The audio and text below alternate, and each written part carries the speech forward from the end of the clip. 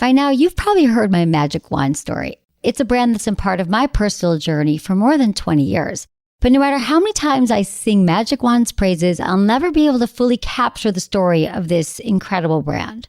Well, now journalist and author Kate Sloan just completed a limited audio series documenting the history and impact that Magic Wand has created over the last 56 years. It's called Making Magic. And the series chronicles Magic Wand's incredible brand story through interviews with nearly 40 experts, performers, business owners, educators, and fans.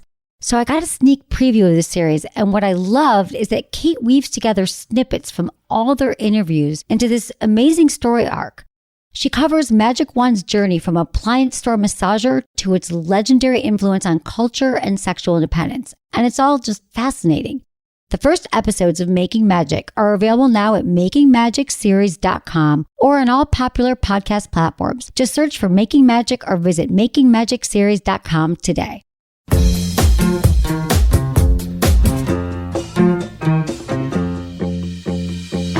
Go slow. I don't even mean when you actually have his penis in your mouth, but kissing his inner thighs, his outer thighs, using your hands, moving him around his body. Use your tongue. Start to kiss him. Start to kiss up his shaft, the tip. You don't have to put your whole mouth around it yet. Look into his eyes.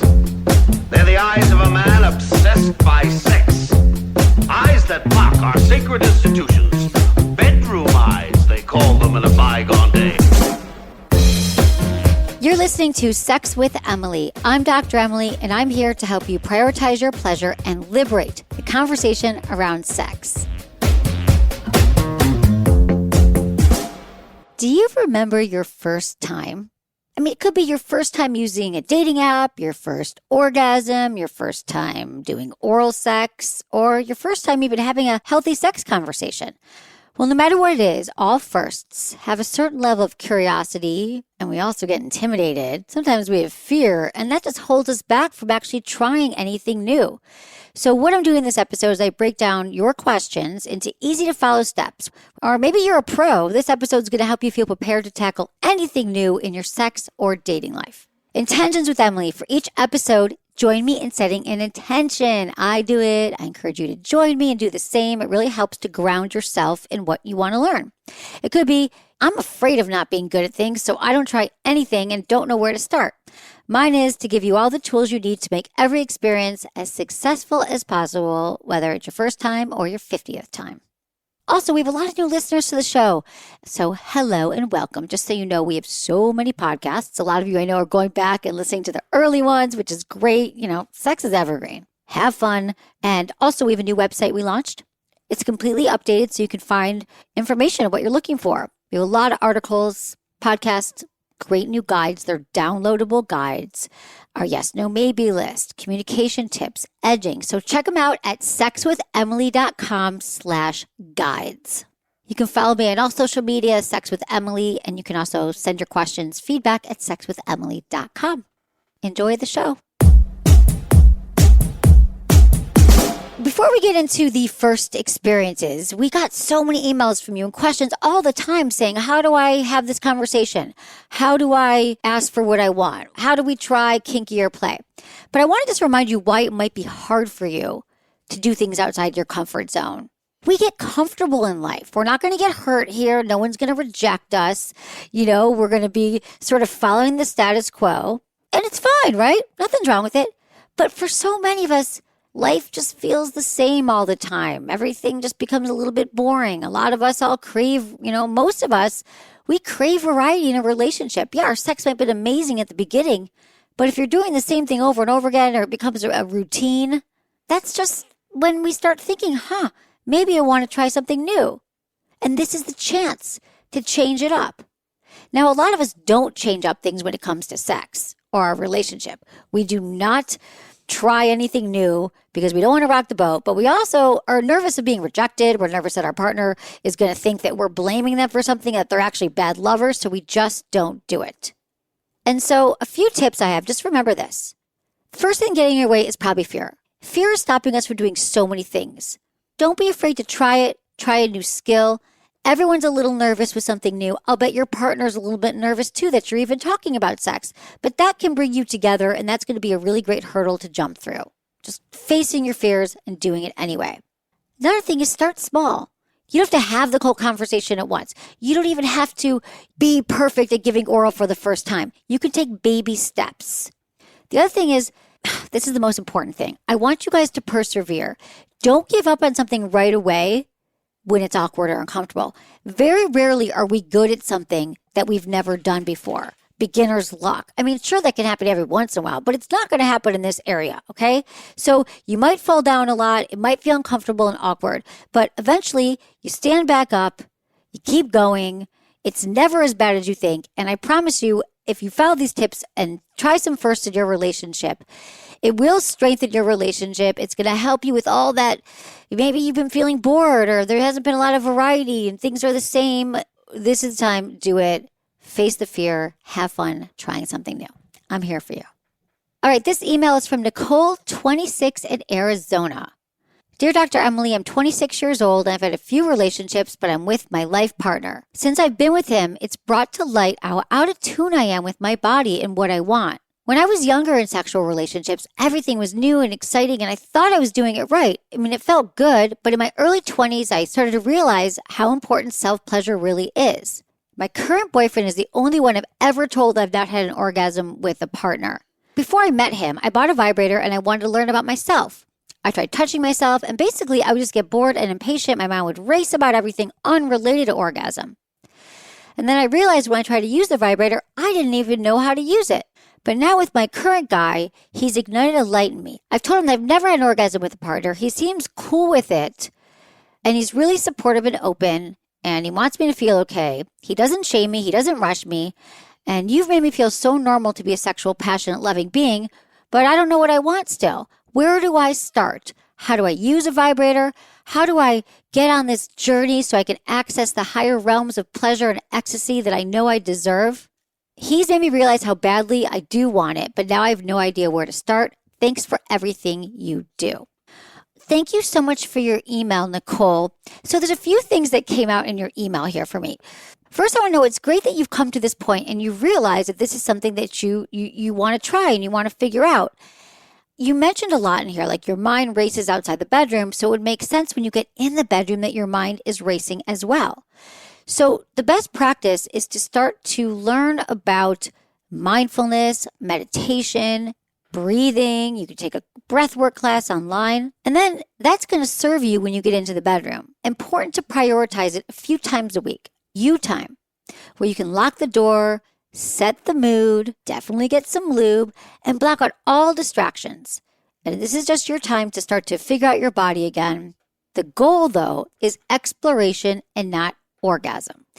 You can experiment with touch, your fingers, light touch, tapping on your labia, your clitoris. And again, when I say curious, it's just you going into your body and starting to breathe when your mind starts racing again. Because orgasm is energy. And if you're in your head and you're worrying about, is this it? Am I doing it? Is this right? You're going to be actually blocking that flow of energy. So what you might want to do, picture yourself breathing into your pelvic floor and picture your favorite color. Maybe it's purple.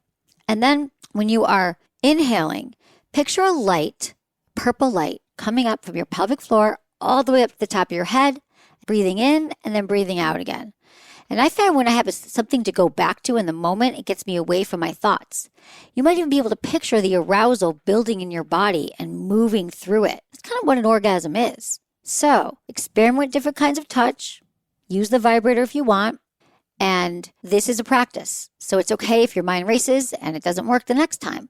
You keep trying. I have a friend in college who spent 30 days masturbating.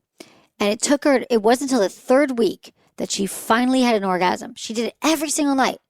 She was like, what does this feel like? She used her fingers outside. She used them inside. And she got so curious and it finally happened. So I don't know how long it's going to take you, but if you have this notion that every woman just magically has one and there's something wrong with you, there's not. We also have a lot of great posts on our site about masturbation tips. And I just want you to have fun with it and enjoy getting to know yourself.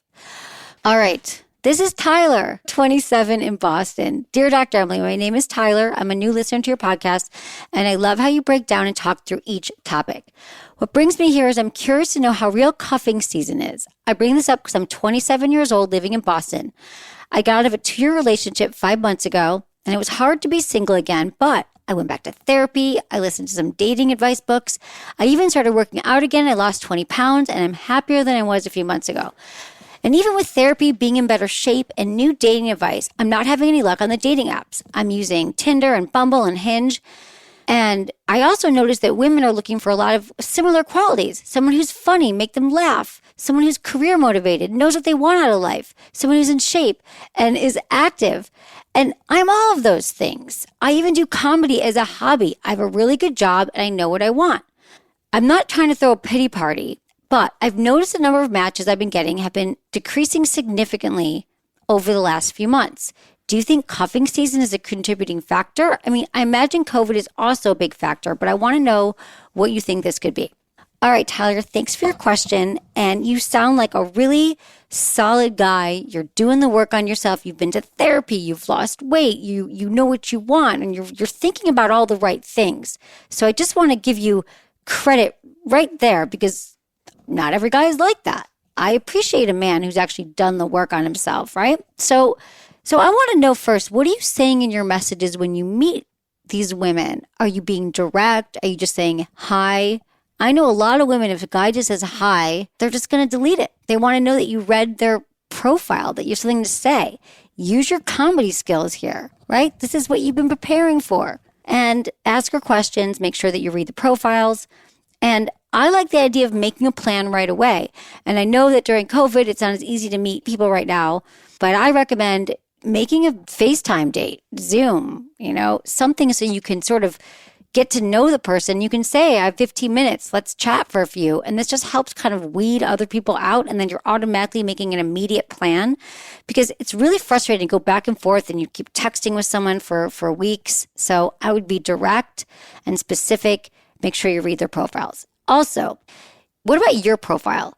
Do you have any close girlfriends or a sister or a cousin or anyone who can look at your profile and give you tips? Try to have photos without sunglasses on. So many guys have photos with sunglasses, and it's like, we want to see your eyes. I want to look into your soul. That's what we want. And we don't want all the group photos, right? Group photos, we don't want to play like, where's Waldo? Like, who are you? We don't have time. We're swiping. We just want pictures of you. We don't love the fish, the guns, the dead fish. That's a trend. Maybe some women want to see fish. Good lighting is important. Some women like dog photos, some women don't. There's been some studies lately. Just do you. I'm asking Tyler that you be you in the rawest form and get some advice from some women in your life. Show what makes you different and unique.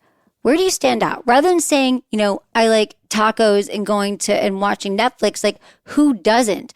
But how do you showcase your personality? I know that Hinge does that well because they ask you very specific questions and that stuff matters. So have your personality shine through your profile and be direct, be specific, and be patient. Okay, Tyler, thanks for your question and let me know how it goes. This is from Gunther, 32. Dear Dr. Emily, I'm 32 weeks pregnant and I'd love to keep my husband pleased after I deliver. With that being said, I've never given him a blowjob.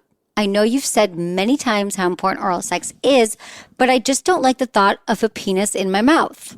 Are there any tips or suggestions you have for me to get over my anxiety of performing oral sex? I recently found your podcast and I love listening to your advice. Thanks for all you do.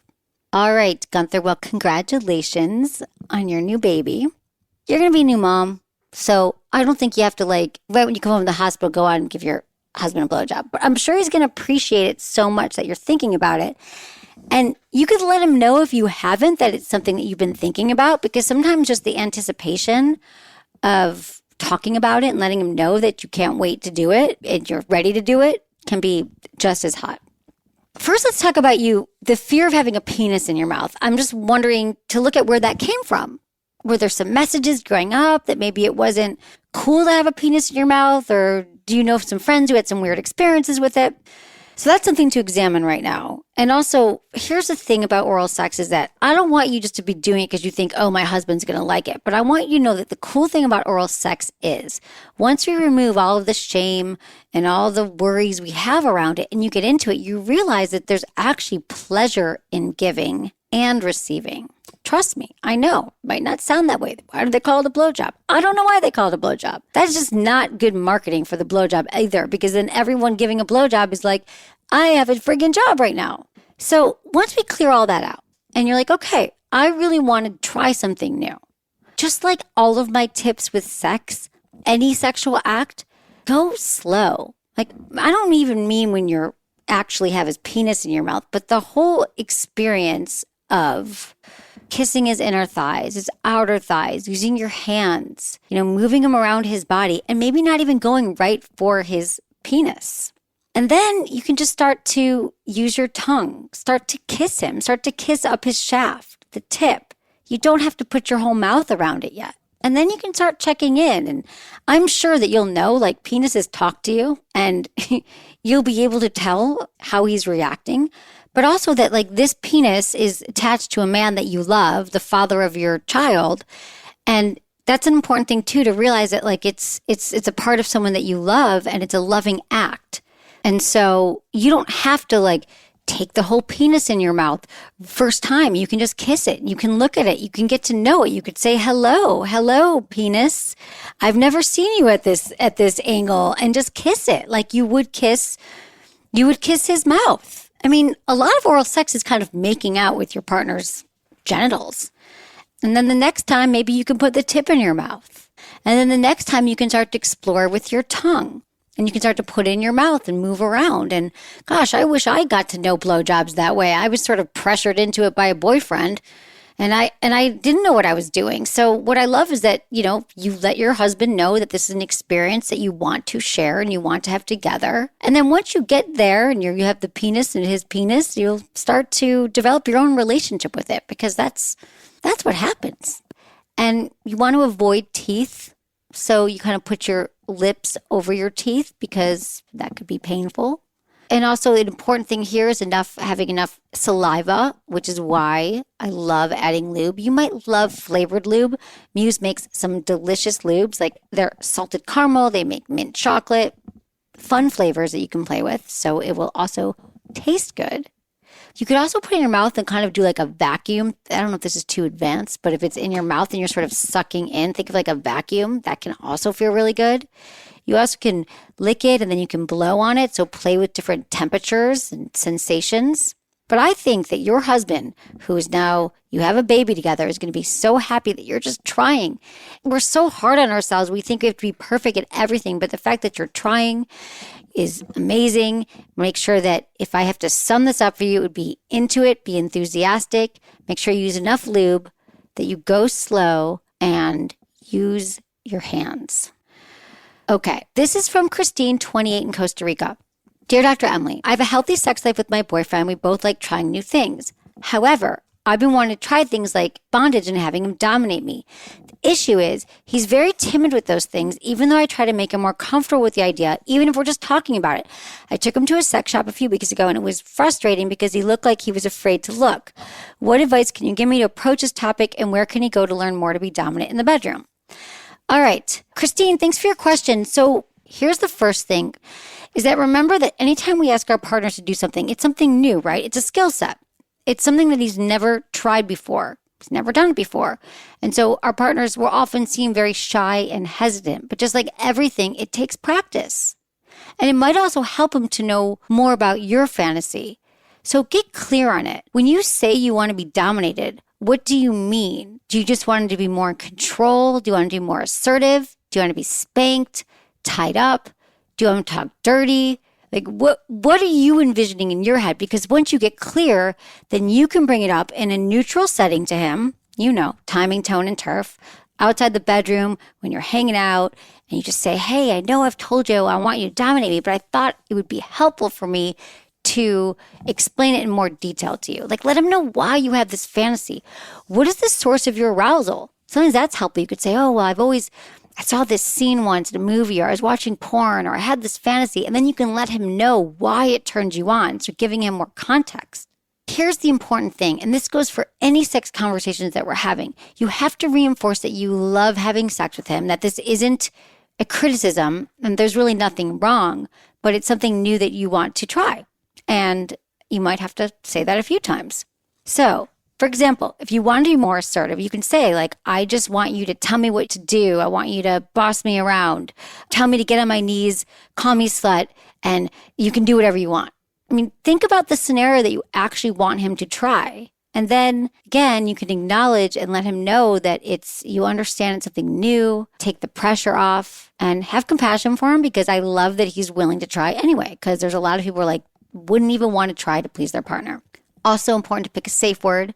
And even though people might think that's kind of silly just for spanking or tying someone up, it's kind of hot to have a safe word and kind of fun. So if something's going on, you're like, banana, right? And you're like, oh God, banana. And you laugh. It's just, this is going to be awkward. It's okay. No one is perfect at sex. The only time we see sex that is so-called perfect is like in porn or the movies. But real sex can be funny and fun. And to me, that's even hotter. All right, Christine, good luck with it and have fun. Please, sex is fun. Remember? Let's all remember that. This is from Bill, 29 in North Carolina. Dear Dr. Emily, like most guys, my top fantasy is a threesome. My wife has always been interested in experimenting with other women, but never has before. She said she doesn't want to have a threesome because she'd get jealous, which I get, but I tried telling her I'm more than okay with her having her own experience with other women. I encourage it because I know she wants to try it, and I think after she tries it, she might want to try a threesome. How do I convince her it's okay to try it on a girl? Okay, so here's the thing. You're not going to get your partner to have a threesome. You're not going to talk your partner into having a threesome. I get this question so often, and it's like, it doesn't work like that. In fact, it's going to backfire. Now, if you truly, genuinely, Bill, in your heart and soul, you would love your wife to fulfill her fantasy of being with another woman, that is great. I encourage that. So what I recommend is have a conversation and be curious. Be a really good listener. Ask her questions about what part of being with a woman turns her on. What is she fantasizing about when it's happening? What are the scenarios that make it hot for her? Is she performing on a vulva? Is someone going down on her? And to inspire you, maybe you could watch some porn together or read erotica and see which scenarios turn her on. And then you can play those out by like talking dirty to her and saying like, right now I'm picturing you with another woman in the room and this is what's happening. And another hot thing is to have these conversations as like a warm up before sex or during sex. It's all really can be sexy, and giving her permission to actually, rather than just talking, so much of what we do about sex is we talk about it. But when you can sort of bring it into sex play through dirty talk and in the moment when you guys are in an aroused state, that can also help her sort of actualize it and feel it in her body and maybe realize that this is something she actually wants to try. And then once that happens and she's actually had her experiences with another woman, then we can talk about how to have a threesome. Here's the tips, because I know y'all want to know, well, what do I do? Okay, let's say I get there and I want to try a threesome and I want to find someone new. First, you have to make sure that you both have the same idea. What's going to happen in this threesome? What are the boundaries? What are the rules? What's the gender of the partner you're looking for? Is this person allowed to sleep over? Are there any sex acts that are off limits? So that's all important, and that's why I always recommend that people do the dirty talk thing, okay, beforehand, and really play it out, play through the scenario. The other thing I recommend is if you want to find a third, there's a lot of websites you can find them right now. There's like dating apps, #open and field. We actually have a great article on our site about finding a third, so you can find some more tips there. But I just promise all of you, if you're trying to get into a threesome to save your relationship, to make it hotter because you think it's going to make you guys get closer together and you're bored with your partner, this is the last thing you can do to spice up your relationship. That's just like having a baby to improve your relationship. Neither one of those things work. So go slow, take the steps, and have fun with it. And don't pressure your partner. I have to take a quick break, but when I come back, I'm talking to Lindsay, who's getting ready for her very first time.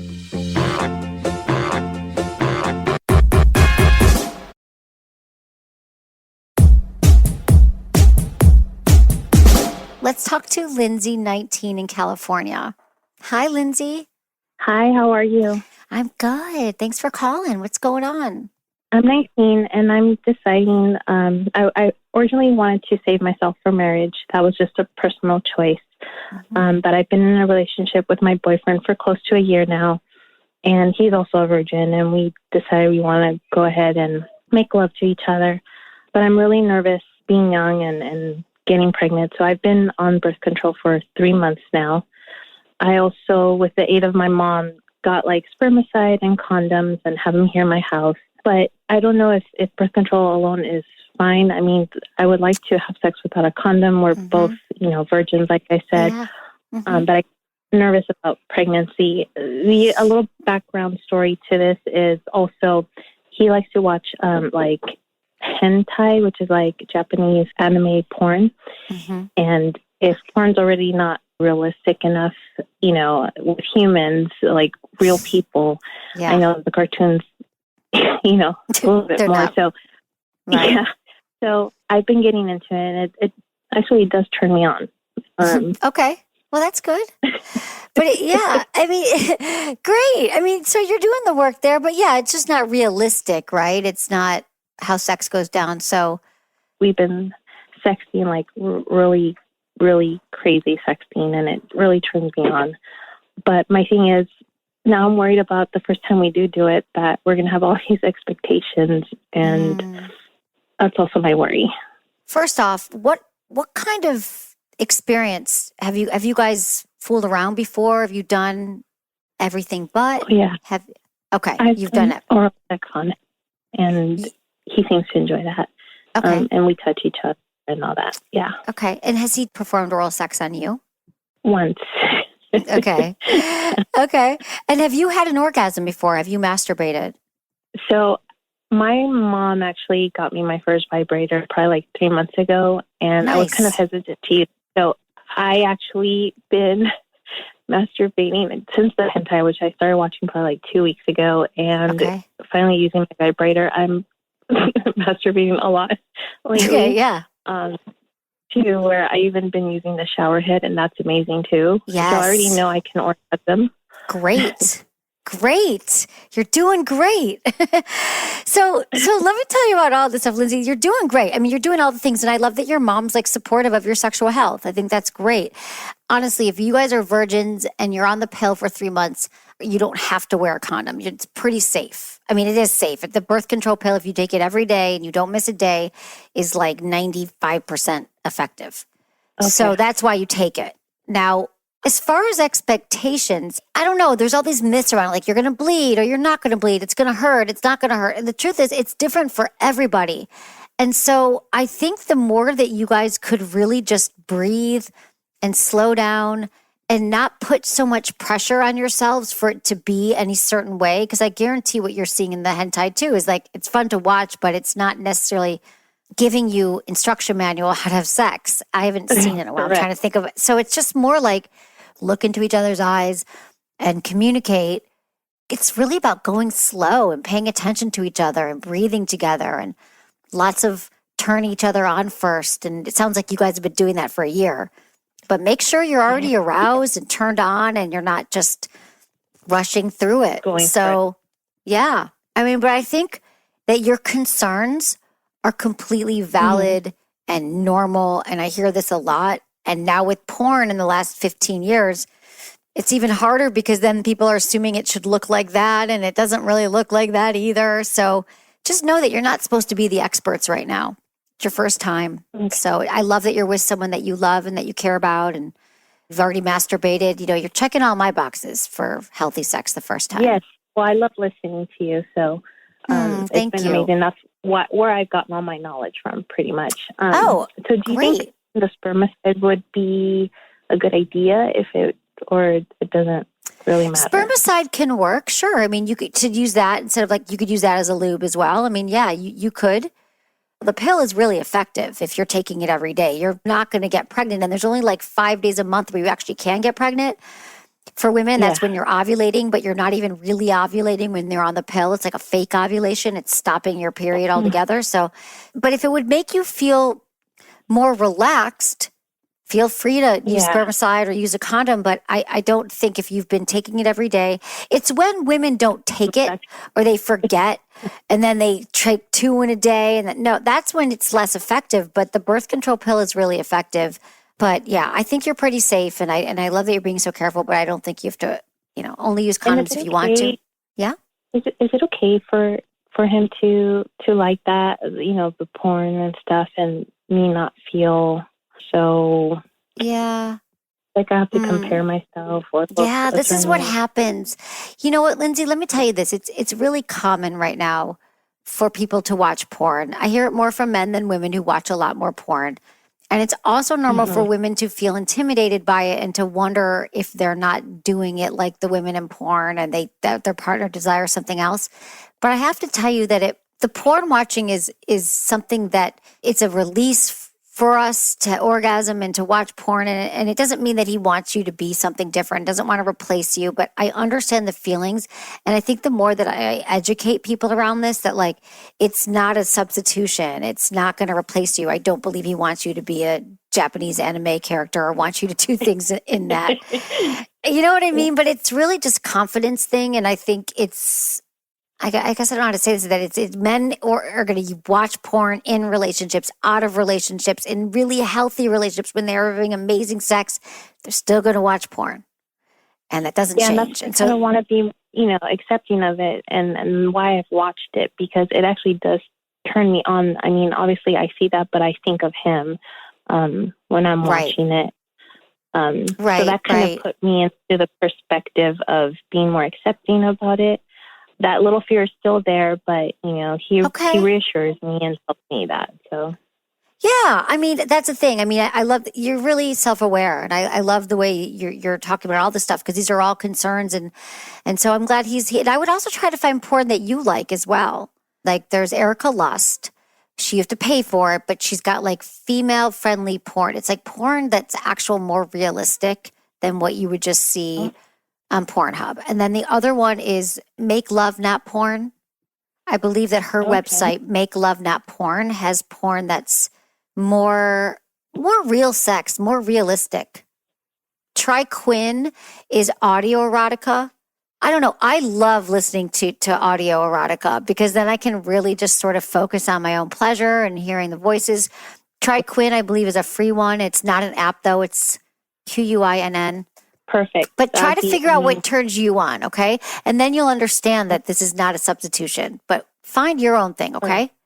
All right. Thank you so much for calling, Lindsay. This is really helpful for everybody. So thank you for being honest and vulnerable, and have a great night. Let's talk to Heather, 35 in Colorado. Hi, Heather. What's going on? Hi, how are you? I'm good. How are you? Good. So I recently got a divorce from a 15-year marriage and started dating a guy that's amazing, but there's just something there that's off, and I'm not sure exactly how to approach it. Sexually, it's amazing, but there's just sometimes I can't have an orgasm with him, and I'm not sure if it's like a mental thing I have going on, like I'm not giving him my full heart, or what's going on. I mean, Heather, you were with someone for 15 years who knew your body, who knew how you orgasmed, you were used to the way you guys moved, and now it's a whole new dance partner. And so now you have to figure out your rhythm with someone new.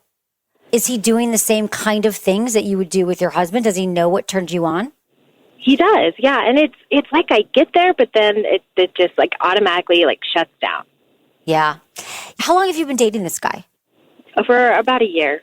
Okay. So is there a part of you that feels there's a place in it that you can't let go? Well, so my husband had an affair on me, and I feel like maybe there's that like hidden, I don't want to get hurt again. Yes. So, and I often wonder if like that's the wall that I put up. Yeah. Because we're great everywhere. We're great. Like, and I'm not saying our sex life isn't great, because it honestly is amazing. But there's just some times that I'm just like, I feel like I'm in my head more than anything else. Okay, and this didn't happen before because you felt safe. So have you worked through this stuff? I mean, that's such a trauma to find out that your partner cheated on you. Have you done any repair work in therapy and figured out your relationship to trust issues so you can clear it? I'm in therapy now. Great. Do you guys talk about this? We don't really talk. We haven't gotten as far as like talking about my ex. It's actually my marriage counselor that I'm going to. Okay, great. Sometimes that's great because they already know you. No, I think that's cool. I know people do that all the time. They're like, well, you already know me. Can I just come see you? So I think that and maybe there's a little bit of, and if you orgasm with them in other ways? Yeah, I still orgasm with them, but like it's not, I guess, as much sex as we're having, I'm not orgasming. Okay. Are you on any medication? Has anything changed? Nope. No, Okay. Nothing. Have you been sexual? Like, are you masturbating? Are you having orgasms on your own? Like, how comfortable are you in your body right now? I don't do any of that. That helps. I know, but 10 minutes in the shower. We all have time, Heather, but we don't make time for it. So you have time to masturbate. And I think that when we're feeling more in our bodies and more sexual, like sex begets sex. And if you can kind of get your orgasm going again, you get your pilot light lit, that might help. But also, so that's one thing, and that could help. I'm going to give you a few things. So that's one thing. I would like prescribe you a weekend, masturbation. Just get back on, start doing it again. If you never did it, this is a great time. But also, it's been a year. So I would say a year, you're 35 years old. Like, have you guys defined the relationship yet? Have you talked about how you feel about each other and what you'd like for the relationship? We talk about like maybe someday getting married, but it's always talking about like a someday. So do you think that there's some information that you need right now to feel more safe with him? That's a good point. Perhaps more, I don't know. I've never really thought about that. Well, what would he need to do to make you feel safe with him? I guess maybe, I don't know. I don't want to get married yet because I was just out of a marriage. But I think the idea of knowing that like it's serious enough that he wants to marry me would be a good start of commitment. Yeah, if that's what you're looking for, but you don't want to get married again. But maybe it's just words. Like, have you said I love you yet? Have you? Oh, yeah. We actually live together. I just moved in April. Mm-hmm. So that's one thing. I would just say it's always good to think about in a relationship. Like, what's holding me back right now? Am I putting up a wall? And then I guess I'll give you a third thing because this is what's happening in my mind right now. Have you had to talk about your sex life and what you guys are into and what turns you on? No, we actually haven't as much. When you're not in the bedroom hanging out, when you're just at your house or going for a walk, you could say, I realize we haven't talked about our sex life. And I would just like to know, like, what, we've been together a year. Like, what's your top 3 times we've had sex? What are the top 3 moments? I'm going to tell you mine. And then you could start there and say, these are the 3 things that the most memorable times. What about you? And then in those, there's a lot of information. There's a lot of great wisdom in learning what people remember and what they like, because then you'll know, like, oh, so you liked it that time, I spanked you, or you liked the time we made out for hours. So then that would be a great way to get started. You could say, I'm only asking because I think it's so important for us to be open. And then from there, there's something that's really cool because, a lot of what I talk about here every night, Heather, is, encouraging people to have these difficult conversations. But when they do have them, you feel even closer to your partner. You feel even more trusting because you feel like you both are taking an interest in your sex life and in the pleasure of our partners. And you just feel like then we can really explore anything. You never know what you're going to find out, Right. So maybe so those are all the things. I like it. I appreciate it. Thank you. Cool, Heather. Yeah. Thanks for calling. Have a great weekend. We'll be right back with more Sex with Emily after the break. I'm answering an email from Kristen, who's looking to try new things in the bedroom after opening up her relationship didn't really work for her.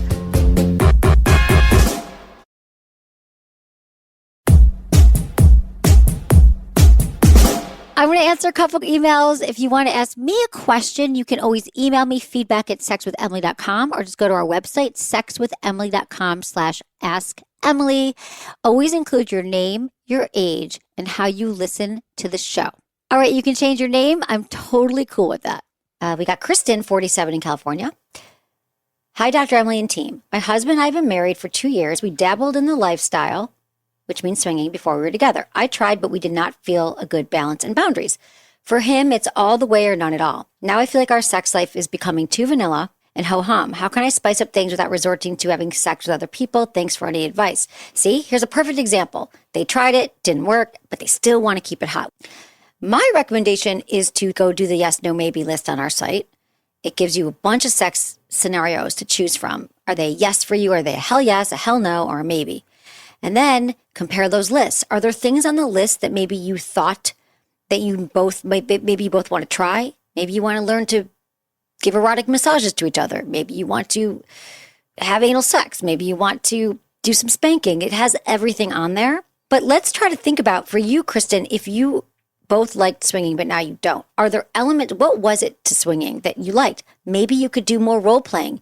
You could do the sexy stranger, because then it would still be like sex with a stranger, but it's your husband. And that stuff works. You show up as an alternate person, your alter ego. You can be anyone you want, a stranger in a bar. But for that moment, when you're playing these like fun role-playing sex games with somebody, you actually, because we're all kids at heart, and we all used to play. And we used to play make-believe.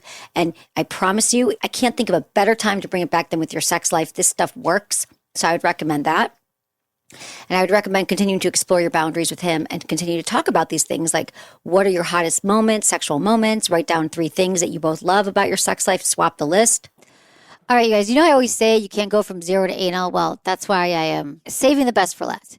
The guy I'm seeing wants to try anal. A friend told me to do it and try coconut oil for lube. I'm terrified of a poop incident at the end. She said it happens. Him and I, we've hooked up since September, and we only see each other every now and then, but it's not a real relationship. So I'm comfortable with him, but not to the point I want to poop on him. Ha ha, any tips? All right, I get it. Everyone hears about the poop and the pain, and they don't want to do it. So great first time question. Let's talk about poop first, since you brought it up a few times. Sex is messy. Things can happen. It is true. Now, you probably know when you're regulated, when you need to go to the bathroom and when you don't. Listen, if your bowels are clear and you've gone to the bathroom and you didn't just have a really heavy meal, you're going to be okay. But if you want to take extra precaution, you can just make sure that you go cleaning. You take a shower, you stick your fingers inside and make sure everything's clean. You could get an enema, but I only recommend buying the enemas in the stores and getting rid of the vinegar in it, pouring out the vinegar, and then filling it with warm water. And then you could do one to yourself if you want. But honestly, it's likely not going to happen. I would be more concerned about the consent part of this and about you exploring. Maybe he could use a finger at first. He could make sure his nails are trimmed and he uses the finger and he just goes inside and you can see if you like it, before he just puts it inside. Now, something else that's really helpful is to already be aroused, already be turned on. Make sure that he's kissing, making out with you. Maybe he's already gone down on you. Maybe you've already had an orgasm, because that just opens everything up. You'll be more relaxed. So the thing about anal is you want to breathe a lot, deep breaths. You want him to go really slow, and you want to use a lot of lube. And when you think you haven't used enough lube, you just reapply again. And again, I want to make sure this is a good partner who is trusting, and he's not just doing it for his pleasure, but he's really invested in your pleasure as well. That's it for today's episode. See you on Friday. Thanks for listening to Sex with Emily. Be sure to like, subscribe, and give us a review wherever you listen to the podcast. And share this with a friend or partner. Believe me, if you got something out of it, they will too. We release shows on Tuesdays and Fridays, and look out for a bonus episode every now and then. Find me on Instagram, YouTube, Facebook, and Twitter. It's all at Sex with Emily. And I've been told I give really good newsletters. So sign up at sexwithemily.com, and don't forget to check out our blogs. If you want to talk to me, ask your questions about your sex life, dating, or relationships, email me, feedback@sexwithemily.com, or call into my SiriusXM show Monday through Friday, 5 to 7 p.m. Pacific, and call me, 888-94-STARS. That's 888-947-8277. Get a free 30-day trial at sexwithemily.com/SXM. You can watch my masterclass on masterclass.com/Emily Morse. Was it good for you? Email me, feedback@sexwithemily.com.